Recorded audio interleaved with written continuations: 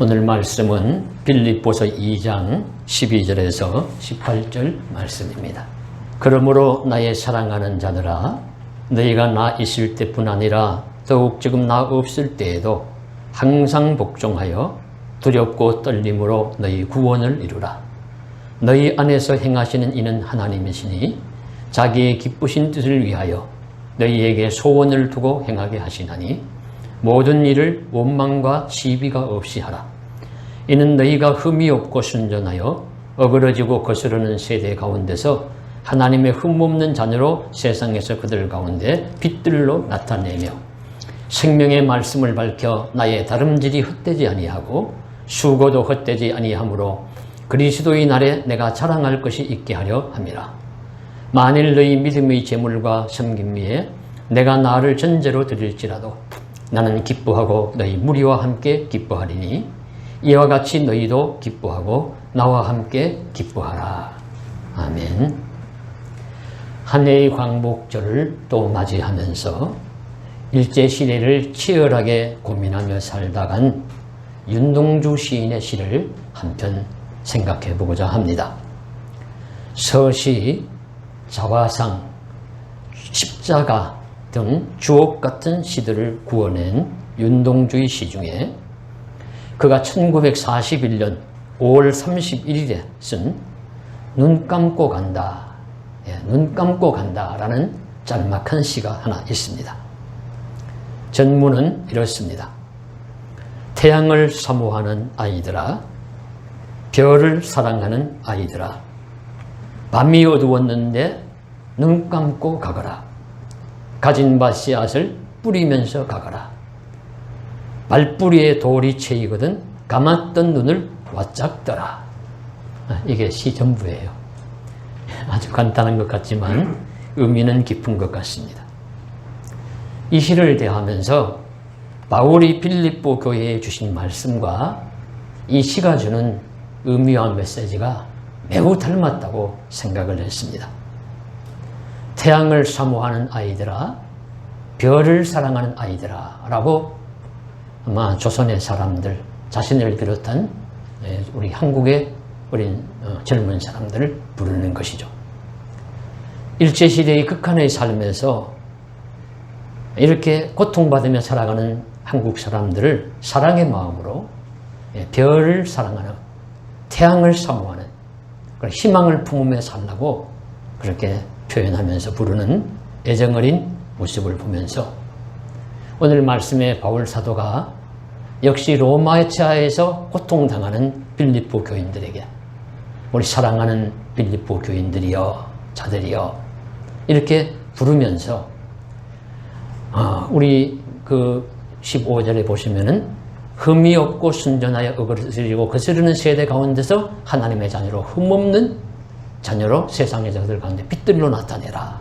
그런 말씀을 함으로써 별빛처럼 살라는 희망과 꿈을 주는 그런 당부와 말씀이 다 있습니다. 시에서 이어는 밤이 어두웠는데 눈을 감고 가라. 그렇게 구원하는데 이것은 밤은 유혹이고 어두운 것을 의미합니다.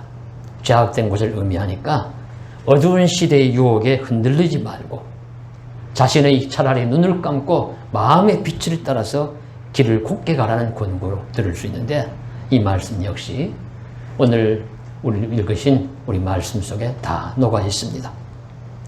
그리고 3년에는 가진 바 씨앗을 뿌리면서 가거라 라고 표현하는데 이 표현은 정끝만큼 자기가 가진 것을 잘 사용하면서 내일을 기대하면서 살라는 권면으로 볼 수 있습니다. 가난하다고 패배감에 휩싸일 필요도 없고 모자란다고 남과 비교하며 절망하지도 말고 자신이 가진 바 씨앗, 씨앗은 주로 희망을 의미하죠. 씨앗은 달란트와도 같습니다. 이런 희망과 달란트를 자신의 마음속에 있는 것들을 잘 꺼내서 뿌리면서 살면 된다. 이렇게 말씀하시므로 역시 오늘 말씀에 너희 안에서 행하시는 이는 하나님이시니 너에게 기쁘신 소원을 두고 행하게 하신다 하는 말씀과 일맥상통하다고 보여집니다. 이와 같이 기독교가 박해받던 시기에 살던 성도의 상황과 일제시대와 같이 타국의 속국이 되어 살던 시대에 압제받는 피지배 민족의 삶이 닮아있고 그 안에서 믿음에 분투하는 삶을 살아가는 성도의 삶이 닮아있습니다. 그러니 주는 메시지 또한 닮아있죠. 그래서 특히 윤동주와 같이 참으로 뛰어난 기독교 신앙시인의 시어에서 하나님의 말씀적인 메시지를 찾을 수 있다 하는 점에서 놀랍고 감사한 마음으로 시를 읽고 오늘 주시는 메시지를 자세히 세세히 살펴보도록 하겠습니다. 빌립보서는 바울 서신이며 그 중에서 옥중 서신입니다. 바울이 감옥에서 갇혀 있음에도 빌립보 교회에 편지하면서 절망이라든가 원망이라든가 낙심이라든가 이런 이제 표현은 전혀 찾아볼 수 없고 오직 기뻐하라, 소망을 가지고 살라고 그렇게 말씀하고 있습니다. 그래서 우리 별명이 기쁨의 서신입니다. 그래서 오늘 말씀의 첫 번째가 우리 12절에 구원을 이루라, 너희 구원을 이루라 라고 당부를 하십니다. 이것은 구원을 이루라는 말씀은 예수님을 믿고 성도가 됨으로써 구원을 얻는 길은 시작이 되었지만 아직 완성은 되지 않았다라는 의미가 담겨 있습니다. 우리가 믿음으로 출발은 했지만 구원의 완성이라는 목표지에는 아직 도달하지 않았습니다. 그러니 그 구원의 완성의 날이 올 때까지 항상 주의 말씀에 복종하면서 두렵고 떨림의 자세로 살아라 하는 것입니다. 다 된 것처럼 오만하지 말고 다 이루었다고 방심하지 않는 겸손하고 낮은 자세로 신실한 삶을 살아야 한다는 것을 권면하고 있습니다. 그렇습니다. 우리도 예수님을 믿음으로 구원을 받았습니다. 그러나 그 구원은 아직 완성되지 않았습니다. 그러므로 육신의 생명이 있는 동안, 삶의 길을 걷는 동안 꾸준히 우리의 믿음이 성장하고 성숙해야 합니다. 구원의 완성의 날에 다다를 때까지 항상 주의 말씀에 복종하고 두렵고 떨리는 신실한 자세로 신앙의 경주를 달려가야 합니다. 이것은 누구도 예외가 아닙니다. 저와 같은 목회자, 교육자도 예외가 아니고 평신도도 예외가 아닙니다. 직분자이든 아니든 하등의 차이가 없습니다. 누구나 완전자가 아니기 때문입니다. 그 누구도 아직 완성한 자가 아니기 때문에 우리가 달려갈 길을 믿음의 길로 두렵고 떨림으로써 달려가면서 받은 바 구원을 잘 이루어 성숙해서 완성의 자리에 이르기까지 부단히 달려갈 것을 주의 이름으로 간절히 소망합니다. 두 번째로는 그러면 우리가 예수님을 믿고 신앙의 삶을 살아갈 때 무엇인가를 하면서 살아갑니다. 살아있다는 것 자체가 움직임이죠. 살아있다는 것은 동사, 라이브입니다. 생명은 어떤 일을 선택하고 결정하고 수행합니다. 그러면서 실패하기도 하고 또는 성공하기도 합니다. 그런데 그 일을 하는 주체가 누구일까요? 주체가 물론 일을 하는 당사자는 나 자신입니다. 그러나 조금만 더 생각해 보시면 꼭 그런 것은 아니란 것을 알 수가 있습니다. 내가 하는 어떤 행동이나 일들을 내 의지로만 하는 것이 아니라 다른 누군가가 시켜서 하는 경우가 많습니다. 어릴 때는 부모님이 시켜서 할 때가 많고 학생 때는 선생님이 하라는 대로 하기도 하고 장성한 어른이 되어서 직장생활을 하면 상사가 시킨 일을 합니다. 또 우리 가정에서는 우리 아내들이 그런 말을 잘해요. 남편에게 내 말을 잘 들으면 자다가도 떡이 생긴다. 왜 내 말을 그렇게 안 듣느냐. 이제 아내의 말을 잘 듣도록 강압하는 것이죠. 그래서 이제 아내의 말처럼 하기도 하고 또 아내도 뭐 남편의 말대로 하기도 합니다. 또 우리가 어떤 일을 하는 경우에 어떤 나의 한편에서는 내가 하고 싶지 않은데 내 안에 정의감이 소리를 쳐서 내 안에 있는 신앙심이 소리를 쳐서 내 안에 있는 애국심이 소리를 쳐서 내가 그 일을 한다 하는 경우가 있습니다. 그렇게 생각해 보면 내가 어떤 일을 할 때에 있어서 그 일의 주체는 꼭 내 자신이 아닙니다. 다른 누군가가 무엇인가가 주체이고 촉발자, 시작자가 되기도 합니다. 바로 이 경우에 우리 성도는 어떤 일을 할 때, 특히 선한 일을 할 때 내가 한다고 내 힘으로 한다고 생각하지 않는다는 것입니다. 하나님이 도와주신다고 믿습니다. 하나님이 하게 하셨다고 믿습니다. 그래서 내 행동이나 내 삶의 진정한 촉발자, 원인자, 시작하게 하신 자는 하나님이십니다. 그래서 우리가 어떤 일을 할 때 그런 말 하잖아요. 아이고, 내 본심이 아닌 것 같아. 내가 어떻게 일을 하는지 모르겠어. 내가 무엇에 쓰인가 봐. 여기서 무엇에 쓰였다는 것은 비신앙적인 말이고, 우리는 하나님의 신앙적인 말로서는 하나님이 하게 하셨다. 바로 그것이 오늘 13절에 너희 안에서 행하시는 이는 하나님이시니 자기의 기쁘신 뜻을 위하여 너희에게 소원을 두고 행하게 하신다 라고 말씀으로 가르쳐 주시고 있습니다. 즉 하나님이 우리 안에 계셔서 자신의 기쁘신 뜻을 이루기 위하여 우리를 하여금 소원을 갖게 하시고 그 일을 잘 행하게 하시는 것입니다. 물론 그렇다고 우리가 한 일의 모든 것을 하나님 탓으로 원인으로 돌릴 수는 없습니다.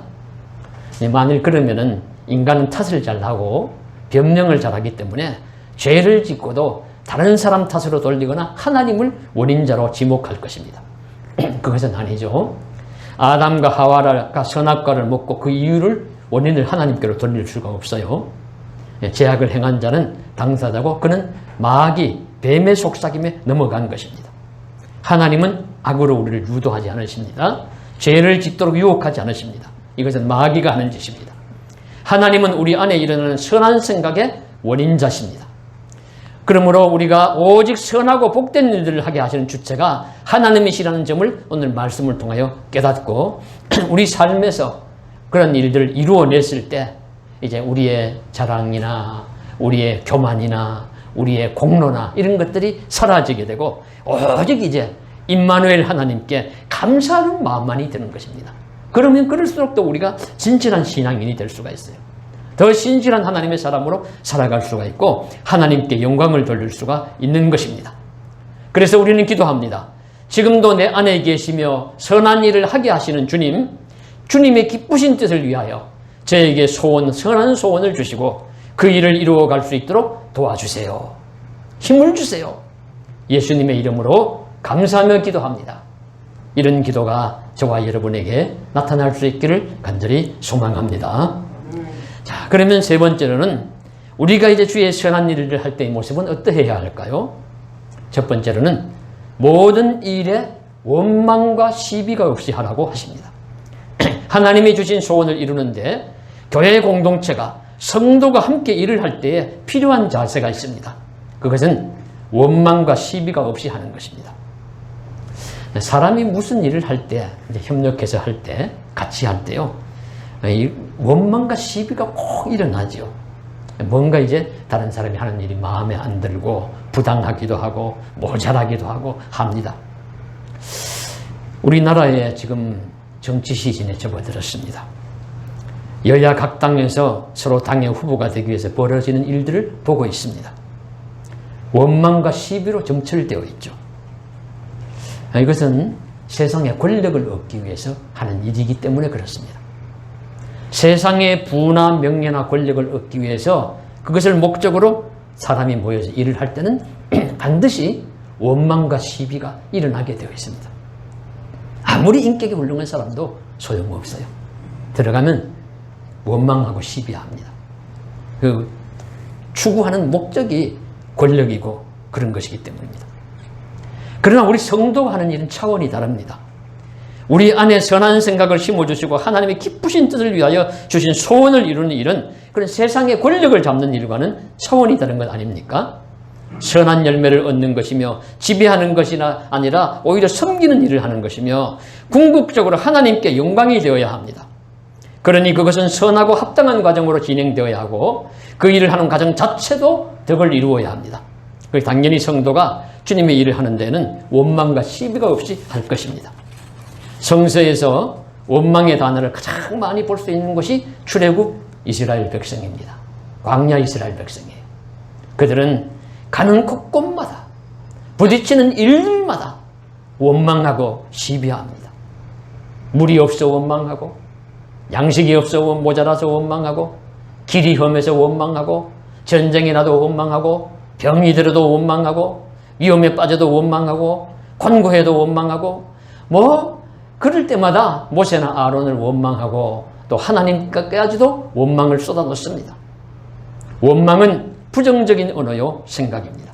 그래서 고린도전서 10장 10절에 이런 일들을 기억하면서 주시는 말씀이 그들 가운데 어떤 사람들이 원망하다가 멸망시키는 자들에게 멸망하였나니 너희는 그들과 같이 원망하지 말라. 하나님이 원망하지 말라고 가르쳐 주세요. 원망하다 보면 멸망할 수 있다. 잠언 19장 3절에서도 사람이 미련함으로 자기 길을 굽게 하고 마음으로 여호와를 원망하느니라. 우리 미련하기 때문에 원망한다. 이 원망은 부정적인 언어라는 거예요. 그래서 우리에게 원망이 일어날 때 복잡다단한 세상을 살면서 어찌 누군가를 원망하는 마음이 들지 않겠습니까? 그러나 우리가 주의 일을 할 때는 원망이 아니라 사랑과 협력하는 마음으로 한다는 것을 잊지 맙시다. 감사하고 기뻐하는 마음으로 할 수 있기를 원합니다. 원망과 시비는 저 멀리 던져버리고 오직 겸손한 자세와 감사하는 마음으로 할 때 하나님이 또 기뻐하시고 우리에게도 큰 은혜가 넘칠 줄로 믿습니다. 둘째로는 어그러지고 거스르는 세대 가운데서 흠없고 순전하게 살라고 말씀하십니다. 이렇게 사는 곳이 어디냐면 어그러지고 거스르는 세대입니다. 이것은 뒤에 나오는 밤하늘과 같아요. 어두운 하늘과 같아요. 그래서 어두운 하늘에 빛들로 나타나라 별빛과 같은 삶을 살아라 하는 말씀과 같습니다. 그래서 이제 앞단락의 말씀과 뒷단락의 말씀이 유사한 내용을 이제 다른 표현으로 반복 강조하는 것이죠.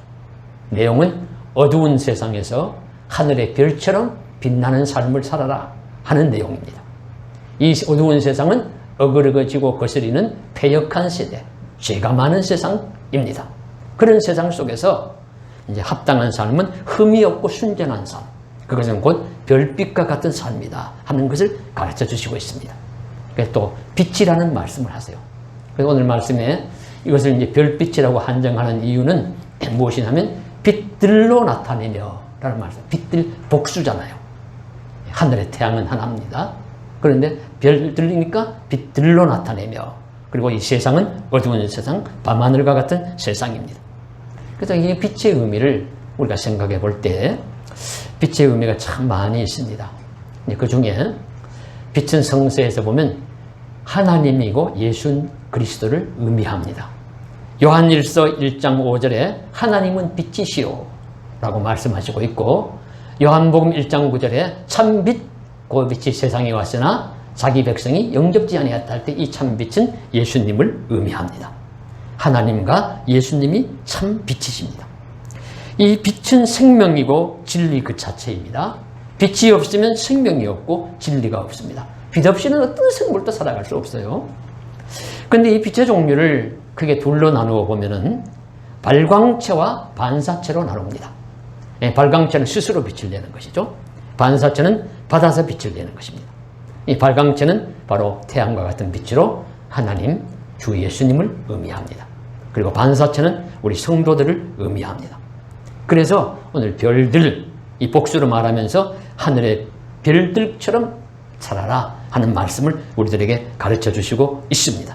바로 그리스도는 어두운 시대를 빛을 받아서 반짝이는 반사체로서의 별과 같은 삶을 살아가는 것을 의미하고 있습니다. 그 별이 빛나는 곳은 밤하늘입니다. 이 밤하늘과 같이 어두운 세상입니다. 어그러지고 거스르는 세상입니다. 뒤틀리고 헝클어지고 바르지 않고 순리적이지 않습니다. 그러나 이러한 곳을 살아가는 성도는 하늘의 별처럼 빛나는 삶을 살아야 합니다. 그런 것을 비추는 빛이라는 말씀을 하고 있습니다. 자, 이 말씀을 잘 설명해 주시는 우리 성서의 내용이 하나 있는데요. 요한복음 8장 12절에 보시면 예수님께서 이렇게 말씀하십니다. 나는 세상의 빛이니 나를 따르는 자들은 어둠에 다니지 아니하겠고 생명의 빛을 얻으리라. 나는 세상의 빛이니 나를 따르는 자는 어둠에 다니지 아니하고 생명의 빛을 얻으리라고 말씀을 하십니다. 그런데 이 말씀을 하시는 구조, 맥락이 어디냐 하면 우리 요한복음 8장에 바로 그 앞부분에 있는 사건이 무엇이냐면 가늠하다가 현장에서 잡힌 여인이 예수님 앞으로 끌려와서 예수님의 말씀을 듣고 그를 정죄하던 사람들은 다 그냥 물러가고 예수님도 그를 정죄하지 아니함으로써 사함을 받고 새 사람이 되고 은혜를 입고 그렇게 자유를 얻는 그런 내용입니다. 그리고 겉모습을 보면은 그게 이제 연관이 안 되는 것 같아요.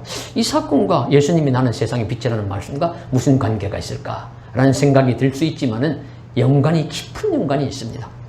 요한복음은 다 우리 요한복음 13장까지 참 그런 말씀으로 나옵니다. 2장부터 보시면은 그저 한 예수님이 사건을 이야기하시고 거기에 대한 설명과 해설로서 주시는 메시지를 주십니다. 그래서 가나의 혼인잔치를 통해서, 그 다음 3장에 니고데모 만나는 사건을 통해서, 4장에 수가성 우물가의 사건 통해서, 5장에는 또 베데스다 연못가의 환자 고치는 사건 통해서, 6장에는 오병이 어떻까 그 통해서 뭐 이렇게 하면서 이 8장에서는 바로 이 여인을 이제 자유롭게 풀어주는 사건인데, 그러니까 다 깊은 연관이 있는 것이죠, 이 말씀에. 그래서 이 예수님이 현장에서 가늠하다가 붙잡힌 죄 많은 여인을 용서하시고 자유를 주시는 사건과 예수님이 빛이라는 말씀은 깊은 연관성이 있습니다. 그래서 킹 제임스 버전이라는 영어 성경, 가장 고전적인 영어 성경에서 요한복음 8장의 소제목이 가늠한 여인이 세상의 빛을 마주하다 입니다. 가늠한 여인이 세상의 빛을 마주하다. 죄와 죽음 속에서 고통받던 여인에게 자유를 주신 예수님이 빛이라는 말씀입니다. 그래서 이어서 나오는 말씀이 바로 나는 세상의 빛이다. 그러니까 이 빛을 마주한 사람은 은혜를 받습니다. 이 빛을 마주한 사람은 생명을 얻습니다. 이 빛을 마주한 사람은 진리를 깨닫습니다. 여러분, 우리가 진리 무엇인가 깨달은다 그럴 때 반짝반짝하는 그런 표시를 하잖아요. 빛이 들어왔다. 어떤 은혜를 받으면 우리가 빛을 받았다. 그리고 회심을 해도 빛을 받았다고 표현을 합니다. 그러니까 예수님이라는 참 빛을 마주한 사람은 은혜를 받습니다. 생명을 얻습니다. 진리를 깨닫습니다. 참 구원을 받고 자유를 얻습니다. 그래서 이 여인은 예수님을 마주함으로써 그 여인이 이제 세상의 별빛과 같이 될 수 있는 거예요. 자신은 은혜를 받아서 자유를 누리고 죄에서 자유함을 얻고 이제 나아가서는 그 받은 바 은혜의 빛을 세상 속에 비추어 줄 수 있는 사람으로 살아갈 수가 있는 것입니다. 그러니까 예수님께서 그 사건을 통해서 나는 세상의 빛이다. 나를 믿는 자는 어둠에 다니지 아니하겠고 생명의 빛을 얻을 것이라고 아주 강하게 말씀을 하시는 것입니다. 그래서 우리도 마찬가지로 예수 믿는 사람은 예수님이라는 참 빛을 마주한 사람들이에요. 이제 그 빛을 받았으므로 우리는 은혜를 받았습니다. 우리는 생명을 얻었습니다. 우리는 진리를 누립니다. 깨닫습니다. 이제 그 빛을 받았기 때문에 이 세상에 나가서는 별빛과 같이 은혜를 나누는 자로, 진리를 나누는 자로 그렇게 살아갈 수가 있는 것입니다. 이런 삶을 잘 감당할 수 있기를 간절히 소망합니다.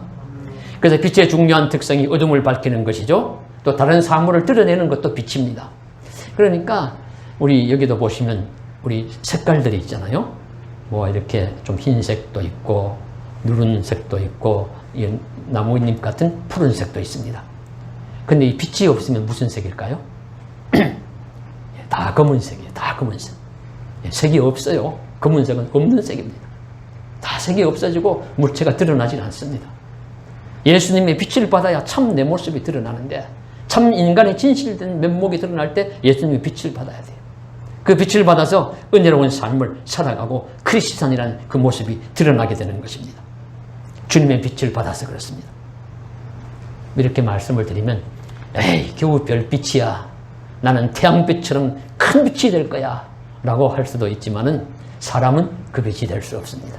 하늘에 태양이 둘이 있을 수 없듯이 우리 그 빛이 될 수 있고 우리는 별빛이 될 수 있을 뿐입니다. 별빛이 되어야 합니다. 월드비전 홍보대사로 많이 일하고 꽃으로도 때리지 말라라는 책으로 감동을 주었던 김혜자 씨가 한 인터뷰 중에 한 이야기입니다. 기자가 이런 질문을 던졌어요. 불평등과 빈곤은 단발성 봉사로 해결될 수 없는 전 지구적인 문제인데 잠시 동안의 선의는 어떤 면에서 무책임한 것이 아니냐, 그런 질문, 공격성 질문을 했습니다. 당신이 뭐가 돕는다고, 어려운 사람, 힘든 사람 돕는다고 이리저리 다니는데 그래야 얼마나 도와주느냐. 이 지구상에 있는 수많은 빈곤과 굶주림, 부조리함 속에서 뭐 얼마나 도와준다고 그렇게 다니고 있느냐. 오히려 변화를 채우지 못하고 오히려 그냥 헛된 희망만 심어주는 것과 같은 그런 일들밖에 되지 않지 않느냐라는 이제 공격을 했습니다. 이랬을 때에 김혜자 씨가 이런 대답을 했어요. 맞아요. 이걸로 세상이 바뀌지 않아요.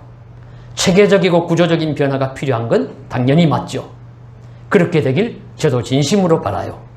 근데 그건 제가 지금 당장 어떻게 못해요. 오늘 한 명 더 먹고 더 입게 하는 데엔 뭐라도 하나 보탤 수 있으니까 일단 저는 한 명 더 먹이고 입힐래요.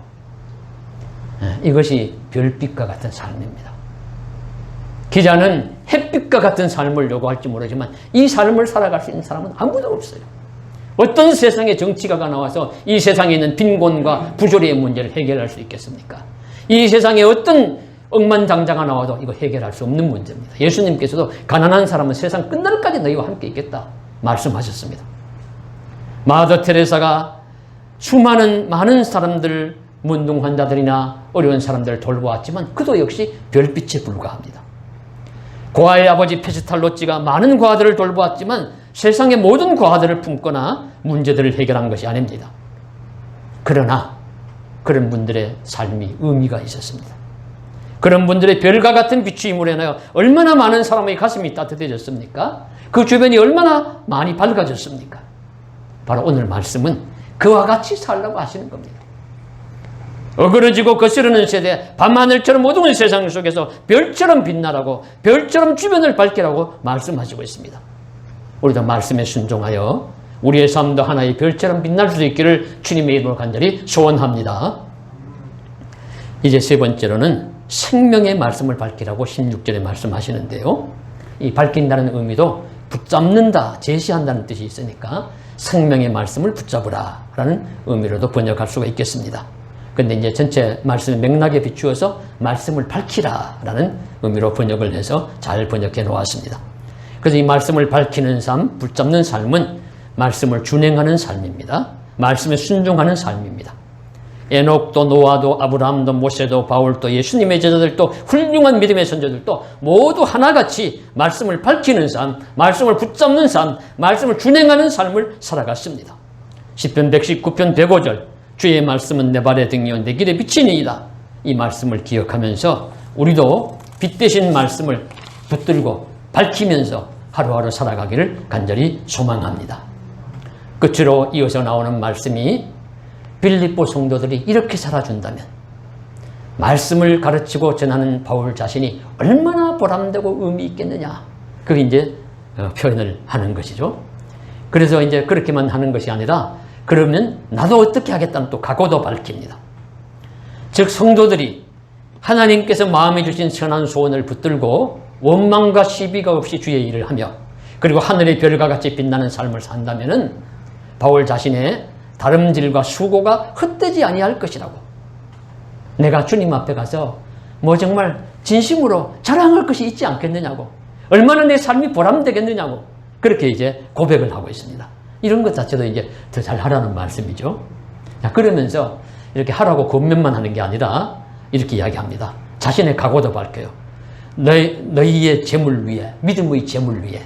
그러니까 빌립보 교회 성도들이 하는 헌신, 봉사, 그리고 빛과 같은 삶, 별빛과 같은 삶, 이런 등등 다 그것을 이제 하나의 재물, 제사로 볼 때, 그 빌립보 교인들이 제사를 드리면은 구약시대에 그 위에 자신은 전제, 부을 전자겠죠? 포도주를 붓는 것 같이 재물 위에 이제 다 포도주를 태우기 전에 포도주를 부어가지고 태우면은 이제 좀 더 향기로 냄새가 나게 하기 위해서 하는 것 중에 하나인데 그 포도주를 붓는 것과 같이 내 자신을 태우겠다. 내 자신을 다 붓겠다. 내 자신을 온전히 다 희생하고 드리겠다는 고백, 이 헌신, 결단을 지금 하고 있습니다. 그러니까 바울 사도는 다른 사람 보고 하라고만 하지 않아요. 자신이 다 하겠다는 그런 각오를 밝히고 있습니다. 그래서 우리가 참 바울 사도가 얼마나 강렬한 각오를 밝히는지 말씀을 읽으면서 깨달을 수 있다 하는 것을 우리가 알 수 있고요. 이제 말씀을 맺습니다.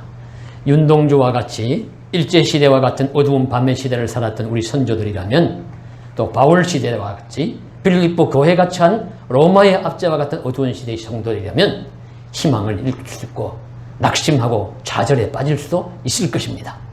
그러나 복음은 희망입니다. 예수님은 빛이시요 생명이시고 진리십니다. 그래서 예수 앞에 선 자는, 그 빛을 마주한 자는 은혜를 받습니다. 소망과 힘을 얻습니다. 생명과 진리를 받습니다. 그리고 받은 바 은혜를, 얻은 바 소망과 진리를 이제 다른 곳에 비추기 시작합니다. 다른 곳에 나타내기 시작합니다. 나누어 줄 수가 있습니다. 바로 그것이 성도의 삶입니다. 우리도 이와 같이 생명의 말씀을 잘 듣고 실천함으로 오늘의 이 어두운 시대에서 힘과 생명을 얻기를 원합니다. 용기와 소망을 얻기를 원합니다.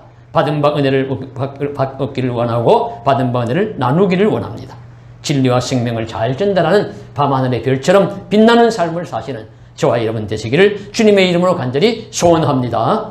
기도드리겠습니다.